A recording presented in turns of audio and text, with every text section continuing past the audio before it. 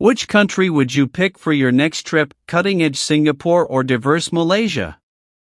Which country would you choose for your next getaway, the sleek skyline, spotless streets, and ultra-efficient travel of Singapore, or the wide beaches, rainforests, and cultural patchwork of Malaysia? In 2025, the competition between these two neighbors has intensified. Singapore is pushing hard to reclaim high-spend visitors with luxury events, business travel, and boutique experiences, while Malaysia is doubling down on mass appeal packages, visa ease, beach and nature tourism, and big promotional campaigns for Visit Malaysia.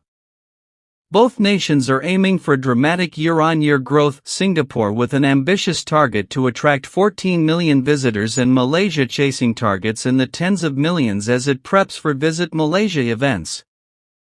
This video breaks down 10 big ways they're competing, from air routes and visas to experiences, price, infrastructure, and beyond, and explains what it means for travelers and the region.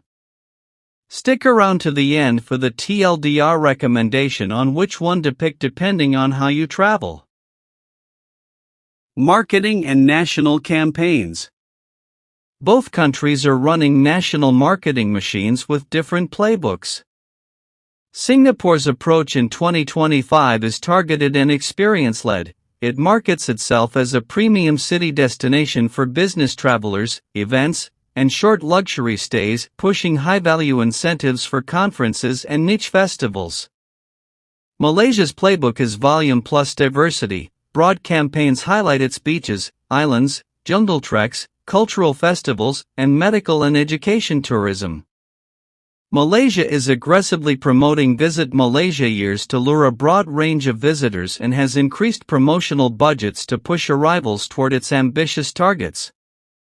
The result is complementary but competitive messaging. Singapore sells efficient luxury, Malaysia sells value and variety, and both attract different tourist pockets. Visa rules and ease of entry. Travel friction matters. Singapore maintains a careful, security-oriented visa policy with precise entry rules handled by its immigration authority. For many nationalities, Singapore remains visa-free or visa on arrival, but the rules are enforced strictly. Malaysia in 2025 has focused on easing entry through online e-visa systems and digital arrival cards, removing hurdles for a chunk of short-haul and regional tourism. That edge, simpler e-visas and fewer pre-visit hoops for many nationalities, can tip spontaneous or budget travelers toward Malaysia, while Singapore's clarity and predictability appeal to business and higher-spend tourists who value reliability. If you value minimal paperwork, Malaysia's simpler digital processes are attractive. If you need a short, secure business trip, Singapore's system reads as rock solid. Flights, connectivity, and the short-haul market. Air connectivity is a bloodline for tourism. Singapore's Changi remains a global hub with strong long-haul links and premium carriers. It focuses on seamless transfers and premium transit experiences. Malaysia's airports, Kuala Lumpur and regional gateways have ramped up capacity and low-cost carrier options to capture price-sensitive tourists and regional traffic. For travelers coming from Europe or the Americas, Singapore's direct connections and efficient transfers often save time. For budget travelers and regional visitors from Southeast Asia, Malaysia's low-cost network offers more route options and cheaper fares. The consequence is segmentation. Premium long-haul flows to Singapore, while volume regional and budget flows tilt to Malaysia. Pricing, value, and what your money buys. Value perception is a clear battleground. Singapore is inherently pricier. Hotels, dining, and tours skew toward premium pricing, but that cost often buys high service standards, predictability, and curated experiences.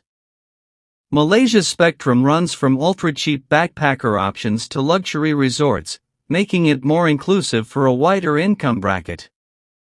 When tourism ministries measure success in 2025, Malaysia chases visitor numbers and longer stays, while Singapore emphasizes higher per-visitor spend. If your travel priority is stretching a budget across many days, Malaysia is more likely to deliver. If you want fewer days but a polished, hassle-free luxury experience, Singapore's higher prices may be worth it. Experiences, urban design versus natural variety.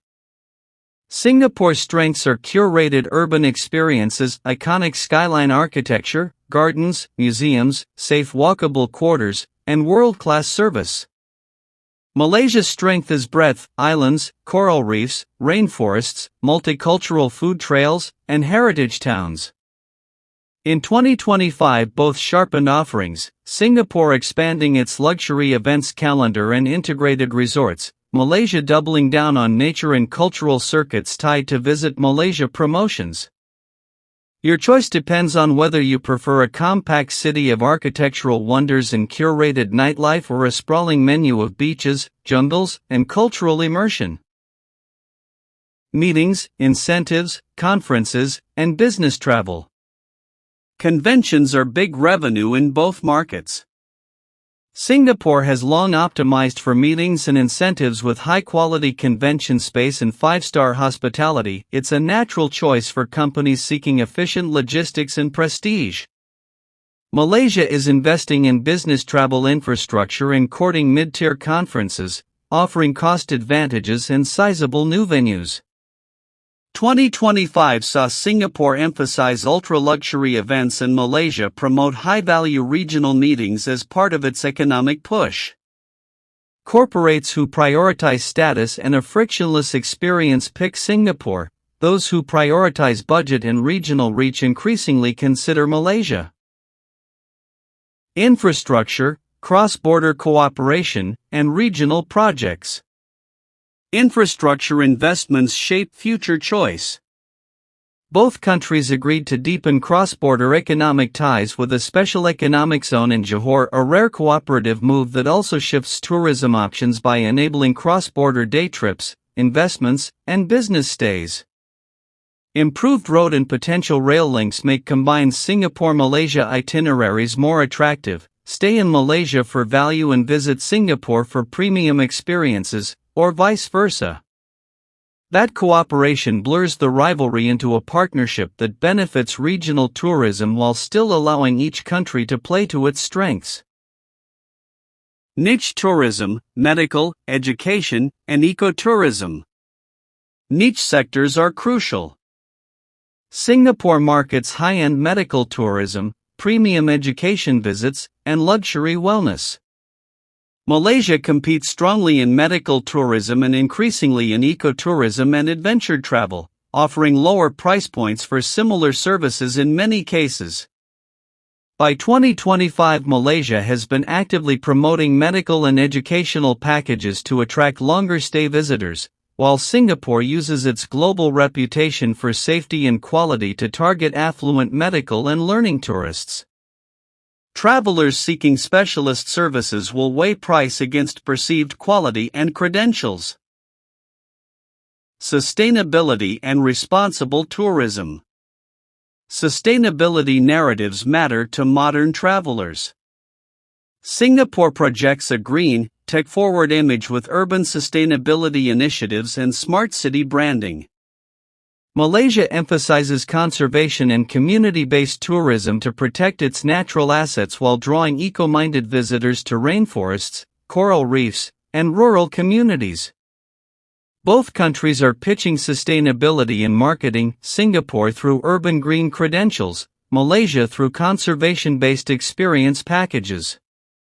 If you want low-impact nature experiences, Malaysia's eco-circuits are compelling. If you want green urban design and low-waste hospitality, Singapore's efforts are persuasive. Price promotions, packages, and who wins the short decision traveler. Finally, on last-minute decisions and price promotions, Malaysia often has the edge. A combination of low-cost carriers, flexible e-visa systems, and broad hotel inventory allows Malaysia to roll out flash deals and last-minute packages that capture spontaneous travelers. Singapore's promotions tend to target specific segments, business, luxury, and events, and are less about volume discounts and more about value additions. For the traveler booking on a whim or chasing a low-cost tropical week, Malaysia is frequently the better pick. For the traveler booking a short, efficient luxury escape, Singapore remains the go-to. So who wins in 2025? The short answer, it depends on what you value. If your passport privileges fast, comfortable travel, you prize ultra-efficient infrastructure, and you're willing to pay for top service, Singapore will feel like a perfectly polished short break.